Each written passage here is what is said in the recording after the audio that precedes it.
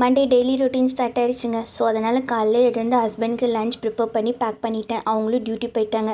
அதுக்கப்புறம் வீடே பார்த்தா இப்படி தாங்க இருந்தது. ஸோ ஃபஸ்ட்டு வீட்டை க்ளீன் பண்ணிடலான்னு சொல்லிட்டு எல்லா பொருளையும் ஒன்று ஒன்றா எடுத்து வச்சேங்க. ஏன்னா பாப்பாவோட பொருள்லாம் சின்னதாக இருக்கிறனால சின்ன பொருள் எப்போவுமே மிஸ் ஆகிடும். ஸோ அதனால் நான் எல்லாத்தையும் பத்திரமா எடுத்து வச்சிட்டேங்க. அதுக்கப்புறம் ஃப்ரிட்ஜ் ஓப்பன் பண்ணி பார்த்தா பீன்ஸ் வாங்கி வச்சுருந்தாங்க அம்மா.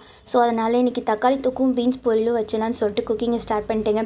சின்ன வயசில் நான் குக்கிங் பக்கமே போக மாட்டேங்க. கிச்சன் பக்கம் போனால் கூட ஏதாவது ஸ்நாக்ஸ் இருக்கா இல்லை சாப்பாடு இருக்கான்னு தாங்க பார்க்க போவேன். இப்போ எனக்கு ஃபுல் டைம் டியூட்டியே கிச்சன்லேன்னு ஆகிட்டுங்க. மேரேஜ் ஆனப்போ எனக்கு சமைக்கவே தெரியாதுங்க. ஏதோ தயிர் சாதம் பண்ணுவேன், உருளைக்கிழங்கு பண்ணுவேன் அப்படின்னு தான் நான் சொல்லிக்கிட்டே இருப்பேன். பட் இப்போ எல்லாமே பண்ண கற்றுக்கிட்டேங்க. பட் ரொம்ப சூப்பராக பண்ணுவேன்னு சொல்ல முடியாது. பட் ஓரளவுக்கு சாப்பிட்ற அளவுக்கு பண்ணுவேங்க. எத்தனை பேர் ரெசிபி கொடுத்தாலும் நான் என்னோடய இன்க்ரீடியன்ஸ் போட்டு ஒரு புது ரெசிபியை கொண்டு வந்துடுவேங்க. அது சாப்பிட்ற அளவுக்கு தான் இருக்கும்.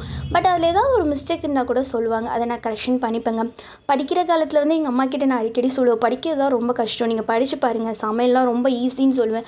பட் உண்மையாகவே சொல்கிறேங்க, ஹவுஸ் ஒய்ஃபாக இப்போ நான் மாறினதுக்கப்புறம் தான் எங்கள் அம்மா எவ்வளோ கஷ்டப்பட்டிருப்பாங்க அப்படின்றது எனக்கு புரியுதுங்க. நம்ம அம்மா இப்படிலாம் யோசிச்சுருந்தா நம்ம இந்த இடத்துல இருந்திருப்போமா அப்படின்னு நான் யோசித்து என்னையே நான் மாற்றிக்கிட்டேன்.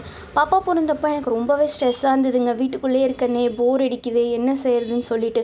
அதுக்கப்புறம் தான் சரி, கடவுள் நம்மளுக்கு இப்போ இந்த லைஃப்பை கொடுத்துருக்காரு, இதை நம்ம எப்படி நமக்கு பிடிச்ச மாதிரி மாற்றிக்கிட்டு வாழணும் அப்படின்னு தான் பார்க்கணும்னு சொல்லிட்டு என்னையும் நான் கொஞ்சம் கொஞ்சமாக சேஞ்ச் பண்ண ஆரம்பிச்சேங்க. இப்போ ஓரளவுக்கு குக்கிங் நல்லா பண்ணுறேங்க. நீங்களும் என்ன மாதிரி ஹவுஸ் ஒய்ஃபாக இருந்து இந்த மாதிரி ஸ்ட்ரெஸ்லாம் ஹேண்டில் பண்ணிக்கினா கமெண்ட் பாக்ஸில் கமெண்ட் பண்ணுங்கள். டாட்டா.